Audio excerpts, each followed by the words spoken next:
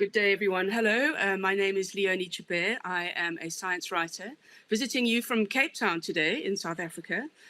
I am delighted to be moderating this important panel discussion, which is a high-level panel discussion on why climate action matters.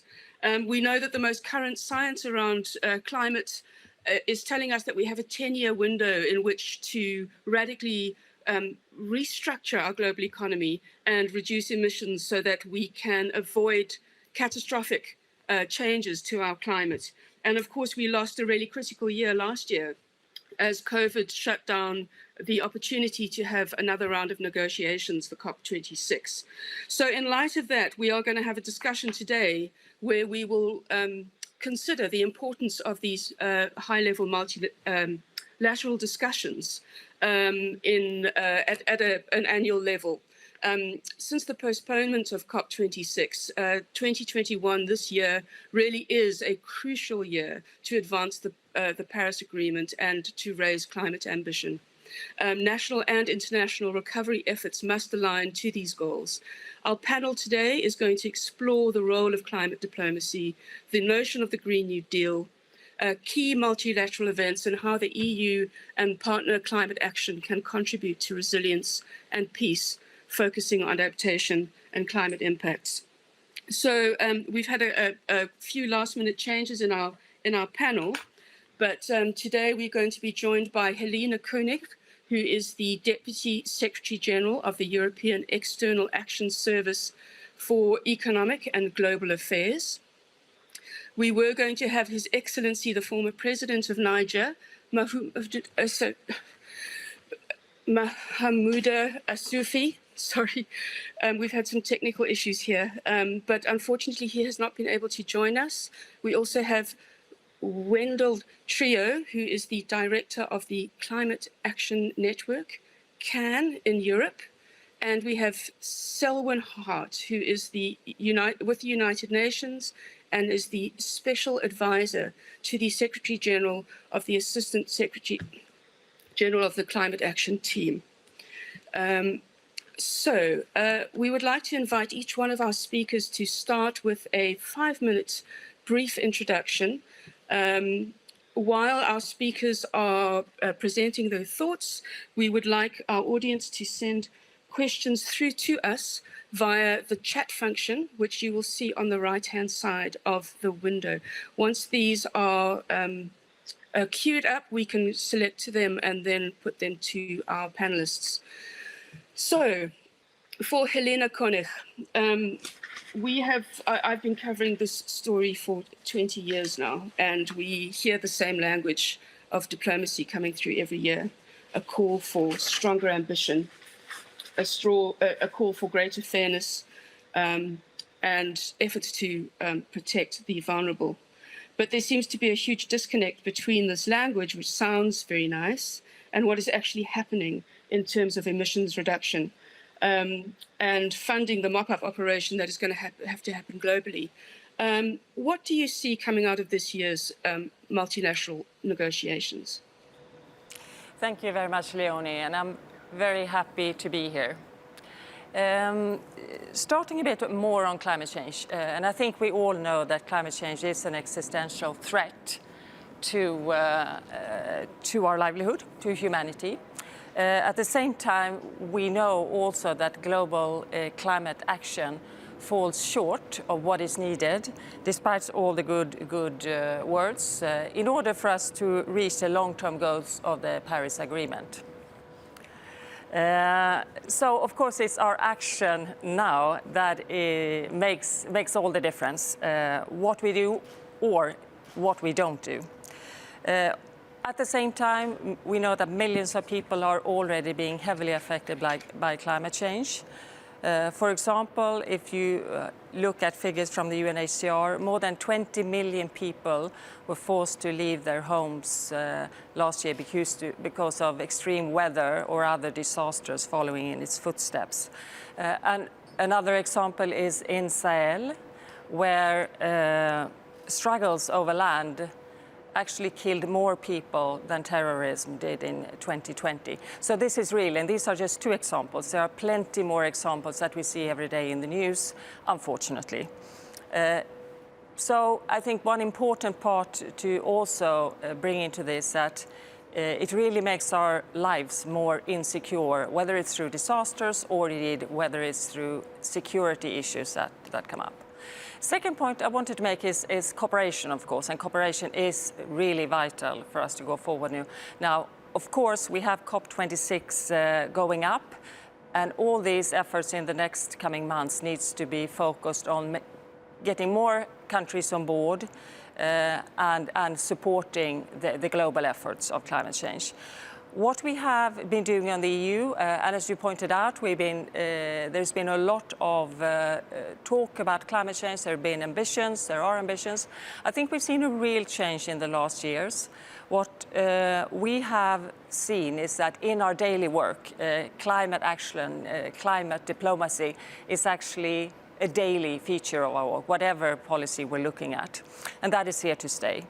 At the same time also, we need to be credible on the EU level, which means that what we had before us, aspirations, now very much is into EU law. So it's legal, and it supports the aim of limiting climate temperature increases to 1.5 degrees. We're also the biggest provider of climate finance, and as you've seen in the last days, there's a lot more things to be done there, including with other people. And we're also very, very actively pushing on G20 economies, which of course are the source of 80% of global emissions, so that's extremely important. You mentioned also vulnerabilities and vulnerable economies, and I think that is absolutely clear. When it comes to climate change, it hits quite brutally, particularly on more vulnerable economies. So on the EU side, we have a new climate adaptation strategy, which reinforces and updates our support to vulnerable economies. A lot of it is already existing support which is being beefed up as we go forward. It is a global action we're doing because all of these effects are global. Two examples is just in Darfur, for example, where we are working to improve the management of fresh water, where one of the EU projects support 100,000 farming communities to make sure that the pressure for the fight over water decreases. In Vanuatu, another important place, we have been gathering data on changing weather patterns, which of course also is extremely important to support the country to adapt to disasters and foresee disasters as they come. Thank you. I want to firstly just apologize for my mispronunciation of His Excellency, the former President, Mahamadou Issoufou earlier. I'm afraid I got a little bit flustered with the technical problems on this side, and I'm not French speaking, so my humble apologies. We are joined today in his place by El Mansour Vetten. I hope I pronounced that correctly.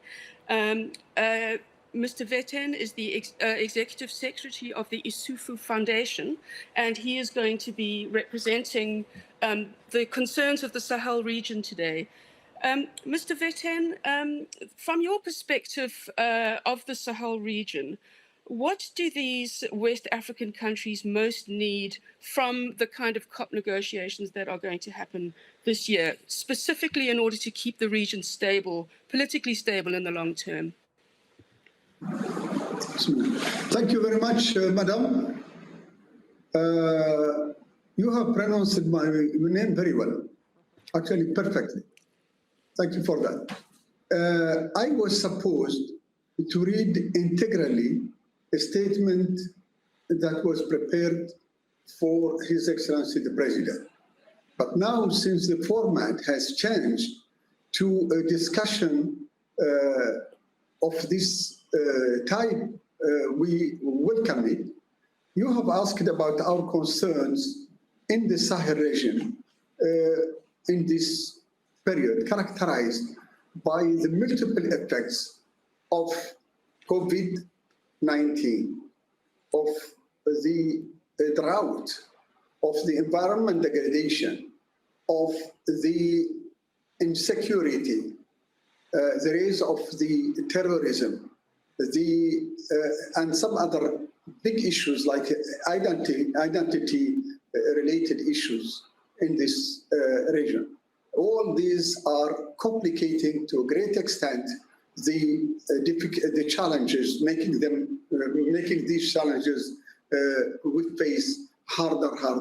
But with the cooperation, with the alliances we are making, among ourselves, and with the European Union and international players, I think there is a hope that we come out of this present situation. What we would need from the partnership, from the negotiations that we are having now on the climate and on the human security as a whole. I think the human security is at stake in our region, as in the entire world. What we would need now is to strengthen our position within our countries in the Sahel, to start the change from within, and to have a proposition, a strategic proposition that is sellable to be negotiated with the partners outside. So, in brief, the foundation, Yusufu Mamadou Foundation, that has been launched only last Saturday, has two wings which are working on the two types of activities that we are thinking of. What we need today on the table of negotiation that you have mentioned, is thinking and action, and the link between them to say we think to act. From that perspective, our foundation has a thinking wing, a think tank that is going to gather and garner the expertise, knowledge, and the entire human capital that can contribute to the frank, open, and straight discussion on the challenges, on the barriers that are facing our way to achieve our objectives. This is the wing think tank. The other wing is an action wing, a humanitarian, which has projects, very clear projects, that are going to be put on the table, designed in a bankable way for the partners, the founding partners, to make it easy for them to have projects that are good at entry and that can be implemented to provide the desired results. In a short, our thinking wing, our think tank wing, is going to benefit from the excellent expertise, the experience of the European Union that has conducted successfully up to now, from Paris conference until this initiative of the Green Pact. This is the important element, the factor that has helped this is the soft power that wins hearts and minds of people and bring them to cooperate, to collaborate, to work for a single objective. This is what we are going to leverage from the experience of the European Union on the issues that are related to environment, but to peace, to underdevelopment, and to a crisis management. So our wing will actually has developed a pipeline of ideas along this. The other wing is the wing for us. So could I just, would it be possible for us to move on to the other panelists and then we can return to a second round of discussion shortly? We just need to get starting statements from everyone. Thank you. Mr. Vetten, we'll revert to you again shortly. Our next panelist is Mr. Wendell Trio. He is the director of the Climate Action Network, CAN, for Europe. Mr. Trio, you say that there are complex actions and interactions that drive between climate and then regional stability, and of course the potential for conflict. Please, can you outline for us just how climate breakdown may create the kind of feedback loops that could drive conflict in different parts of the world? Yes, thank you very much. And thank you for the question. I think it's very important to recognize that COVID has kind of covered up a little bit the information about climate, but climate change has been continuing for the last couple of months and years. And if we look at the state of the climate report from the World Health Organization, then it's very clear that climate change has wreaked havoc in 2020 more than ever before. We've seen unprecedented floodings in Africa, the Horn of Africa, etc., in Asia and in the Pacific. We've seen tropical cyclones more than average, almost 100 tropical cyclones in 2020, causing huge impacts in the Caribbean, in the Pacific, the Bay of Bengal, etc. So droughts in South America, we see an increase of these extreme weather events that lead to displacement of people, as has already been said before. And all of these kind of increases the inequality that we see within countries, but also between countries. And those inequalities are really what is feeding potential conflicts, potential increased extremism, terrorism, etc. So in a certain way, there is a direct link between climate change impacts, and all the other crises that we are facing today, be it poverty, be it inequality, be it terrorism and insecurity. So that is very clear. And that will only increase the more temperature rise will increase. And this is also the reason why in the Paris Climate Agreement in 2015, countries said, we actually want to ensure that we can limit temperature rise to this magical number of 1.5 degrees above pre-industrial times. And it is crucial that we stick to that 1.5 target, because going beyond that will have really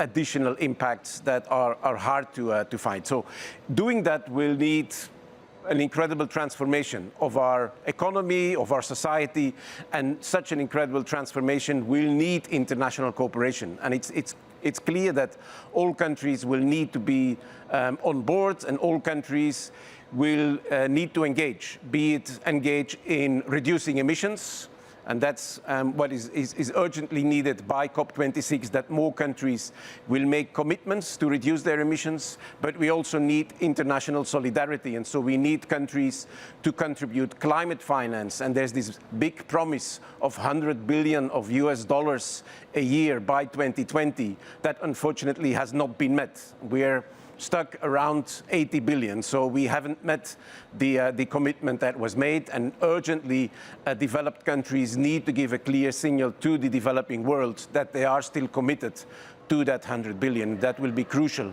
in moving forward. And then finally, we have to recognize that we're not only there to reduce emissions, but developing countries, vulnerable people, communities are also faced with the impacts of climate change. And so we need to prepare them to avoid those impacts as much as possible. That's what is called adaptation. But we also need to help developing countries in what is called loss and damage, in overcoming the impacts of climate change that are happening everywhere in the world. Thanks. Thank you. This reminds me of a case study that so perfectly reflects what you're talking about. Here in Southern Africa, we had the Mozambican city of Beira that was hit by the terrible cyclone Idai in early 2019, and 90% of the city's infrastructure was wiped out. And the whole city has to consider whether they will rebuild in the current location or should they move inland, and who in fact is going to pay for that. There is no money to assist communities like this to rebuild and restructure. Selwyn Hart with the United Nations. Please could you give us your perspective from within the United Nations, which is very much a curator of multilateralism and diplomacy. How do you see the European Union and its partners contributing to peace globally? We have seen great instability in Europe in the last few years, partly in response to the migration issue as so many leave North Africa in response to what is partly climate disruption. Thank you so much, and good morning, and it's a pleasure to join this distinguished panel. And the Secretary General has established 3 important priorities this year, and he's calling this year as we head to the COP in Glasgow a make or break year for climate change. And his 3 priorities are very simple. We need to spare no effort to keep the 1.5-degree goal of the Paris Agreement within reach. What does this mean? It means that all countries must commit to net zero emissions by 2050 as a first step, but they must also, within the next decade, as you correctly said and others have said, have global emissions. We're really not on target to achieve this. They also need to ensure that starting now, that they have concrete policies aimed at achieving their 2030 and 2050 emission reduction goals, which means ending coal. The science is very clear. The IPCC and recently the IEA have clearly stated that that the single most important step to keep 1.5 degrees within reach is to end coal. Leadership is required from the developing world. OECD countries must end domestic coal use by 2030 and 2040 for the rest of the world. But these actions to reduce emissions must also be accompanied by a just transition, where countries and regions invest in peoples and communities who will be most impacted and affected by this transition to a net zero future. And as others have said, we've seen more progress than we've ever seen before. The G7 countries have all agreed that 1.5 degrees must be the global benchmark. They've all agreed on net zero by 2050, and they've all submitted new and more ambitious nationally determined contributions under 2030 targets that are trending towards the goal of the Paris Agreement. But we need to see more movement by more countries, especially the G20 countries who account for 80% of global emissions. Second priority of the Secretary General is aligning global public and private finance with the goals of the Paris Agreement. And I support everything that was just said on the $100 billion goal. Public finance commitments, trust, credibility, and sorely needed by the developing world to ensure that they can reach higher levels of ambition. Delivery of the $100 billion goal must be priority number 1 as we head towards COP26. This means that all developed countries must significantly increase their public climate finance commitment. It's about credibility and it's about trust. And the Secretary General has also established a third priority, which others have mentioned before. We must secure a major breakthrough on adaptation and resilience. Climate impacts are worsening in every continent, every region. I am from the Caribbean, and we're seeing it on a daily basis. It is estimated that the annual cost of adaptation and resilience to the developing world is $70 billion a year at present, and that this will grow to as much as $300 billion a year. It's not only money, it's lives. Thousands and thousands of people are dying every year simply because of the climate crisis. And the response from the international community, quite frankly, has been appalling. Only 21% of total climate finance flows, or $16.8 billion a year, compared to the $70 billion cost, where that's all that has been devoted on a global scale to support adaptation and resilience building measures in the most vulnerable countries. So we need to do better, and this is why the Secretary General has been calling on all countries, all donors and the multilateral development banks to increase their climate finance to at least 50%. Climate finance to support adaptation and resilience to at least 50% of their total climate finance flows. And we hope that the European Union will be among the first to do this. So as we head towards Glasgow, we need strong leadership, the continued strong leadership of the European Union. The EU has traditionally led in terms of being out front and first to make commitments, and we expect them and hope that they make these commitments, important new commitments on finance. They've also served an important bridge building role, and we need them to reach across the aisle and help us to get consensus on many of the difficult issues that will need to be addressed as we head towards Glasgow. Thank you. Great.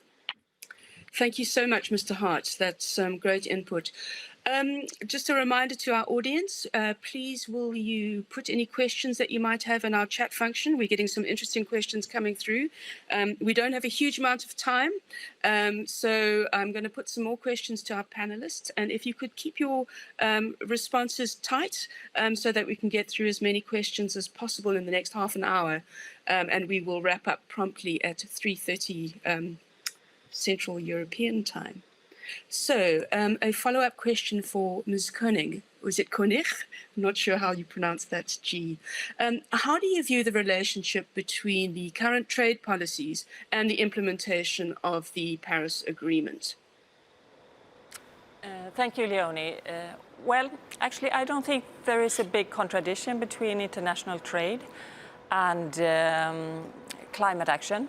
I think trade has a strong role when it comes to contributing to global growth and actually well-being and increases in development in countries. At the same time, of course, all policies need to contribute to the climate efforts. So within our Green Deal package, we also have a very strong commitment that we ask from our trading partners, particularly when we negotiate trade agreements, that they follow and live up to their Paris Agreement commitments. And that is an essential element of our trade agreements nowadays. But then, of course, trade also contributes when it comes to lower barriers, lower tariffs for environmentally good goods, whether it's technologies, whether it's goods itself, and that's very important to spread those technologies and those goods around the world now also. And we have to do that through international trade. But as I said, overall, it's a combination of many policies that will have to make sure contribute to the climate change issue. Not one issue, one policy, but really a combination of both of them. We have to tackle all of it at the same time. Thank you. And a question then for Mr. Vetten. What would you see in terms of ensuring support goes to the right places within the Sahel region and the money goes to the right hands? What kind of multilateral discussion needs to happen in order to ensure that the right mechanisms are in place, money gets used appropriately, responsibly, transparently, and keeps the donor countries satisfied, but also the recipient countries getting what it is that they need? Thank you very much. This is a very important question. Let me summarize your concern. How the money that is pledged for projects, for the environment, for the peace in the Sahel could be professionally handled to provide results. If that is the question, it's clear. As I said, there are 3 points that have to be addressed. The first one is the quality at entry of the projects themselves. There are little studies on the programs and projects that are presented to the donor community. We need to work on that. We need to merge the international capacity and the local capacity to have excellent projects proposed to attract the money that is pledged. In a few minutes ago, one of the colleagues has mentioned, we are targeting to have 100 billion funding, but really there is a lot of work that is needed to be done at the level of the beneficiaries. Here in the Sahel region, we have been working, and the President Issoufou, throughout the mandates that he was supervising this action in the G5 group, has been very much attention to this issue.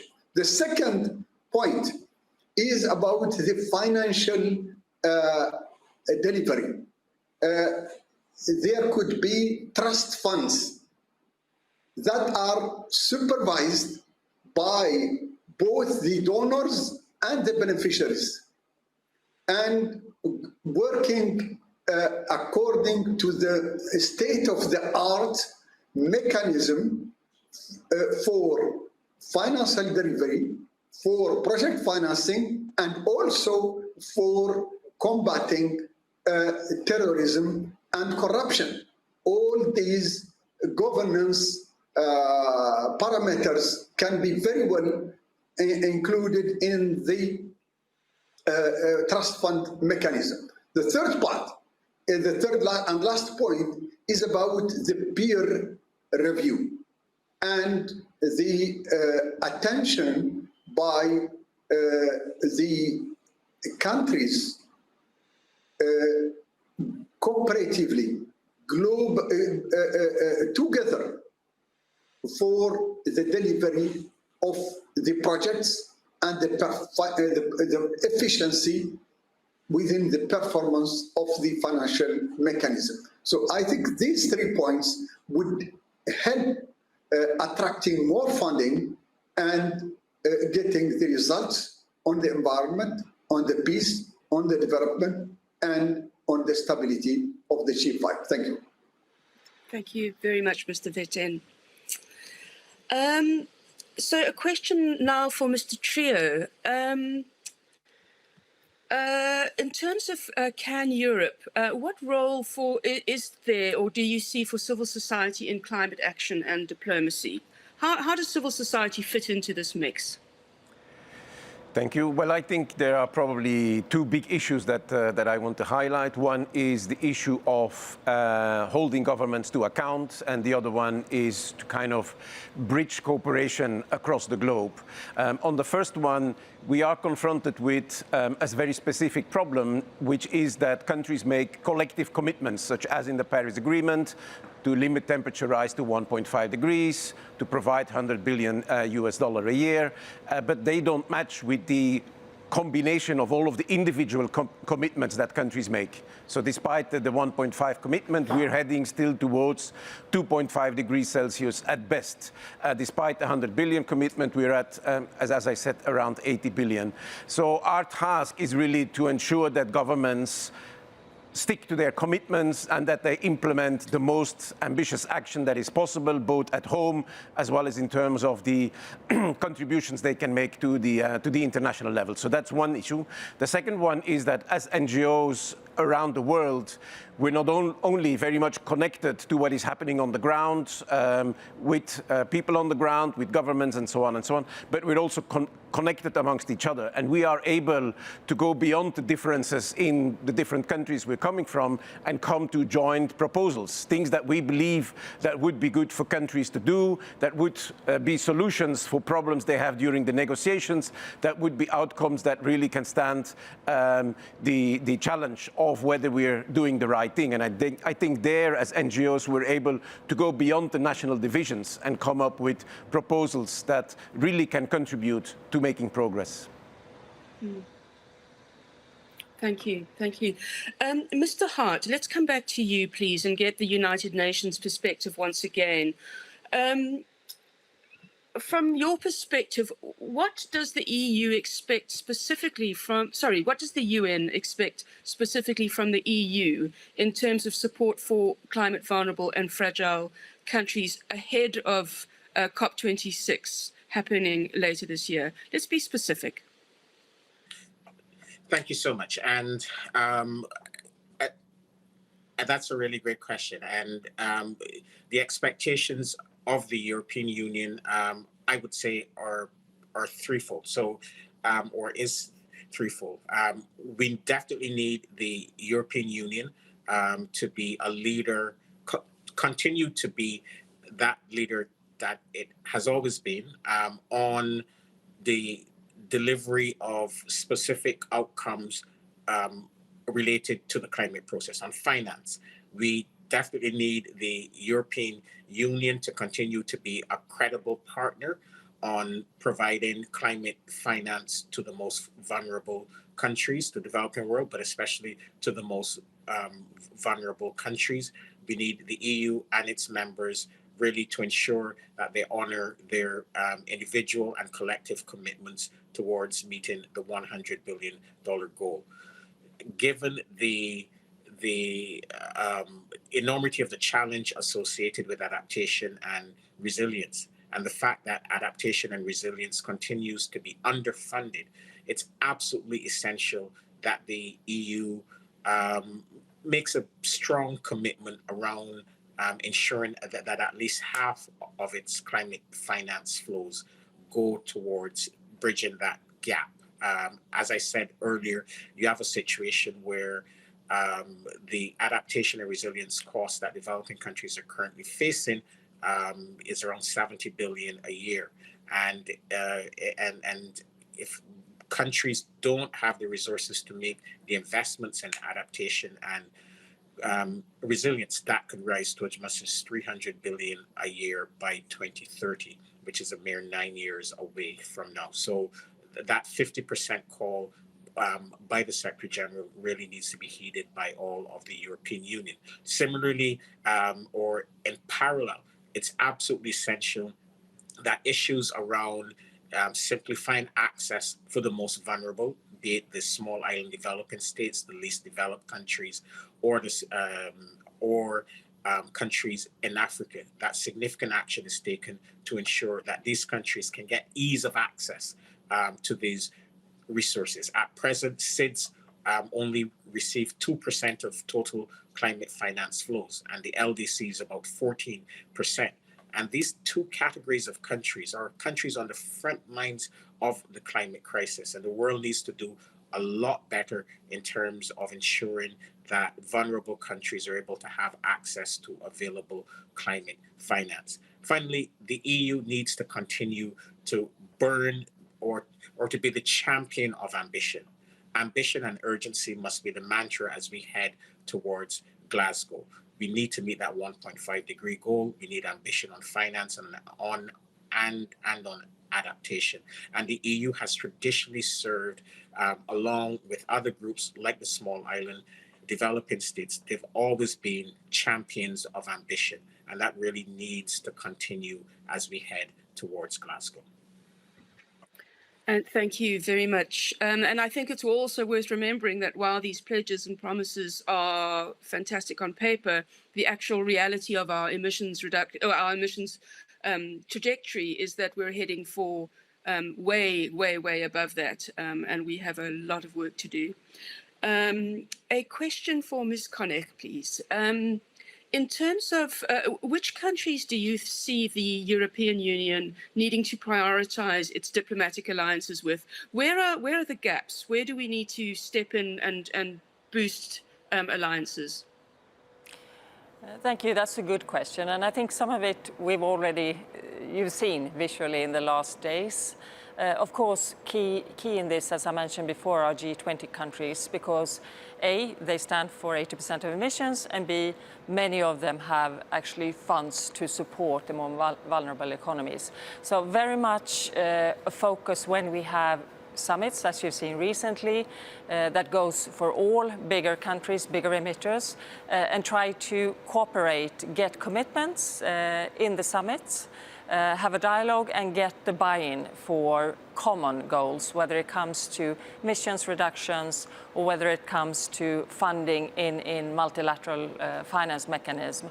And I think that's a key point for us. But of course also when we have other meetings with the more vulnerable states, this climate change is always present at our agendas, and there of course we want to hear very much about the problems that individual vulnerable countries and states face and see how we can assist there. Sometimes of course with EU funds where 30% of our funding of development cooperation will have to go to the greening of economies, and of course a lot in climate there. And there, it's a question of having a dialogue, because we also need the cooperation, the sound policies on the receiving end to make sure that funds that are given actually come to the use they should do. Thank you very much. A question for Mr. Vetten, please, from the Isufu Foundation. Speaking specifically to Niger's needs rather than the Sahel in general, what would make a difference for this country from the international community in the immediate future in order to build resilience around climate change and to create greater stability in that country itself? Thank you. Excellent question. With regard to the immediate need, I think the international community can help Niger launching a model project that helps alleviating numerous problems with regard to the pains, alleviating a lot of pains in regard to the environment. We have a project called Dandaji Carbon Wells. It costs about 6 billion CFA franc, but the most important is that it's going to benefit 20,000 people in the area, in the northern part of Niger. It's going to create 3,000 employment every year. Part of it are partial employment. It's going to reclaim 4,000 hectares in the area, and it is going to implant new trees, 10 million, at a speed of 2 million trees a year. Now, this type of projects, if it succeeds and it has been studied, it is ready to start, the international community can support it with all means, and it's going to be replicable within Niger after its success, but also outside Niger. The entire G5 countries called the Sahelian countries, Mauritania, Mali, Burkina Faso, Niger, and Chad can benefit by the replication of this along even the chain that is to start from Dakar to Djibouti on the other side of East Europe, Eastern Africa. So this is something that is immediately doable and that needs the cooperation of everybody, and it is replicable to benefit other countries. Thank you. Right, thank you very much. A lot to think about in that context. Mr. Trio, we've heard now from Niger about the perspective from that country about what it needs from the international community. Could you speak further about what countries should the EU prioritize in terms of climate diplomacy? This is for Mr. Trio specifically. Where do you think the alliances are from your perspective in civil society? What do you think needs to be done?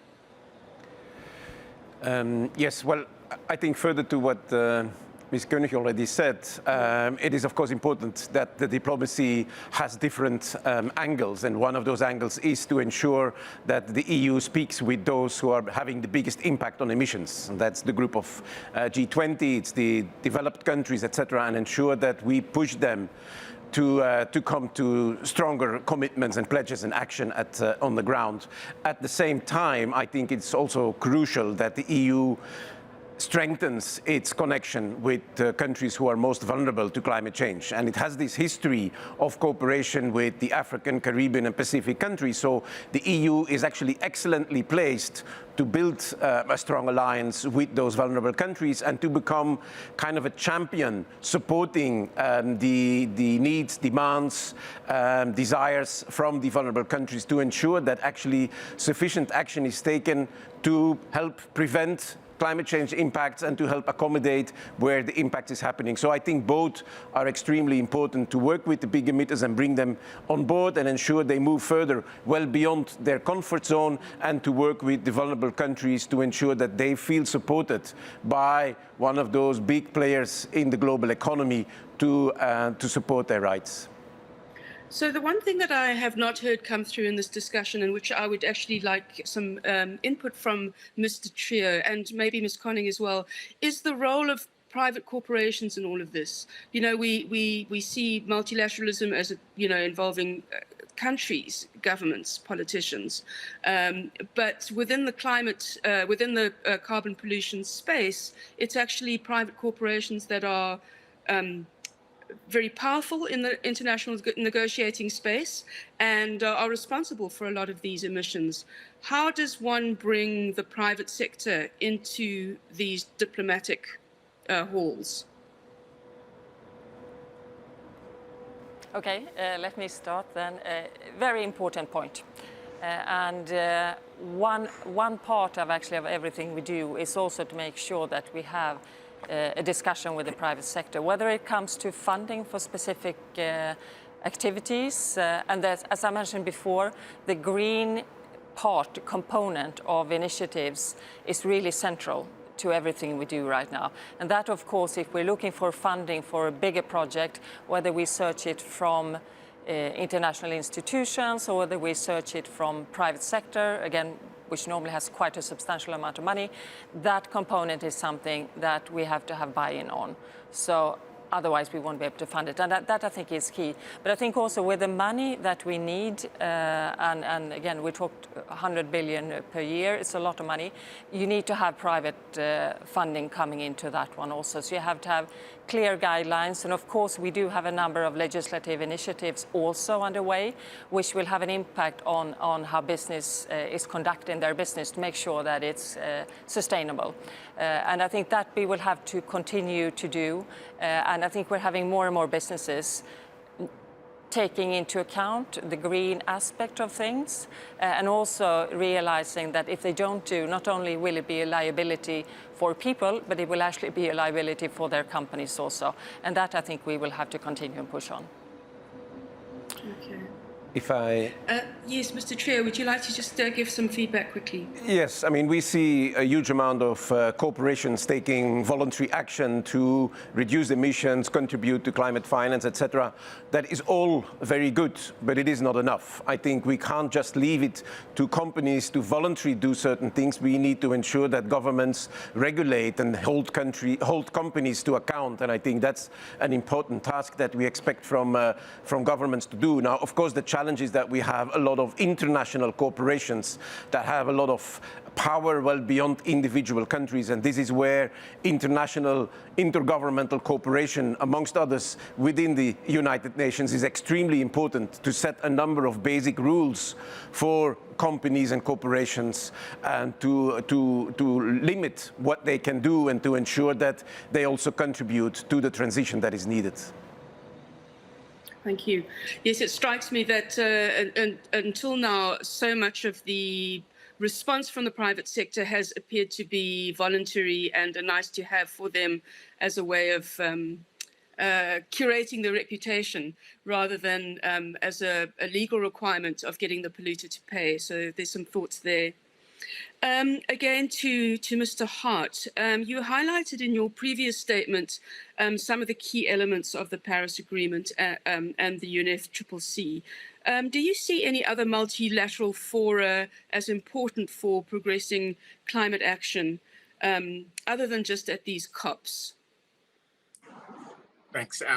Really good question. And yes, and really, quite frankly, climate needs to be on the agenda of every multilateral forum, just not the UN Framework Convention on Climate Change meetings or at the COPs. The COPs are a big political moment. It's where all of the countries are gathered. It's also where we can hear quite clearly the voices of civil society. And it's that big political moment where progress is assessed and where future plans and direction are taken. However, so much more needs to be delivered. More needs to be delivered outside of the COP. So, for example, the recent G7 summit, it said probably more than it has ever said on climate. There was some good stuff in it in terms of the commitments that the G7 intend to make over the course of the next few years on reducing emissions. We would have wanted to see a lot more clarity on their actions to end domestic coal. We would have also wanted to have seen more clarity on their public finance commitments and on their support to adaptation. We also believe that meetings of the multilateral development banks must fully embed climate in their future work. The MDBs will be key to supporting the transition in the developing world. And we're really hoping that the European Union will, and European Union countries will use their voting and ownership rights in the multilateral development banks to ensure that the MDBs are fully aligned with the goals of the Paris Agreement. And bilateral outreach as well will also be key to both with the major emitters, as others have said, but also with the vulnerable countries as well. Thank you, Mr. Hart. We are coming to the end of our session, so we're going to wrap up now. But I would like to invite each of our panelists to give us one closing punchy statement, the take-home message, possibly bearing in mind this one question. What comes first, climate action or security? Starting with you, Ms. KÖNIG, could you just give us a quick closing statement?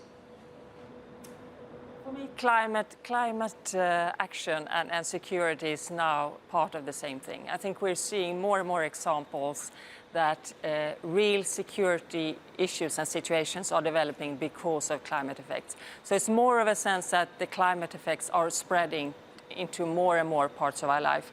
And we really have just a few more years to take decisive action to make sure that we can stop that. Yes, thank you. Thinking 10 years, that's 10 of our birthdays. That's only 130 full moons. That's not very much time at all. Mr. Vetten, would you like to give us a closing statement, please? Yes, thank you. For me, the climate security, the environmental security is part of the whole human security. Human security as a concept larger that needs to be taken, and the environmental security will be within it. One. Secondly, we need to be smart enough to leverage the power of the smart power. Smart power means we have a combination of the diplomacy that has succeeded in Europe and that has succeeded so far, plus the coercive part that can be brought by the by the reglementation, and the incentives, dollar incentives especially, that can be brought to the countries to align, and to the private sector that has been reluctant up till now to join the club. So the smart power and the comprehensive concept of security, human security. Thank you. Thank you, Mr. Vetten. Mr. Trio, would you like to give us your closing remark? Yes, as we see, we have all these different crises that are strongly interconnected. climate change, insecurity, inequality, biodiversity loss, etc., etc. And that's a real challenge because they're all interconnected. At the same time, it's also an opportunity because we know that if we tackle climate change in the right way, we actually can also contribute in reducing the insecurity, in reducing the inequality, etc. So I think there is definitely a challenge, but also an opportunity, and it should kind of encourage us, the world, governments, the people, to do more. Thank you. Mr. Hart, over to you. Thanks. Very, very briefly, as others have said, we have this series of interconnected crises. But as people, we're also interconnected, and as countries, we're also interconnected. And I think that we have this once-in-a-generation opportunity as we recover and as countries spend to recover from the COVID-19 crisis to ensure that ambitious climate action is embedded throughout all of our recovery plans and efforts. For me, the buzzwords should not be either or. It should be urgency and ambition. Thank you very much. I would like to just thank all of the panelists this afternoon for their valuable contribution. And it's no easy task that we face ahead of ourselves, really thinking of this next 10 years as a point of critical cooperation. And we are a socially evolved mammal. And I'm sure that we have within our skill sets the capacity and ability to negotiate in a way that will bring about change for the greater good. Thank you very much, everyone. Thank you. Thank you. Thank you.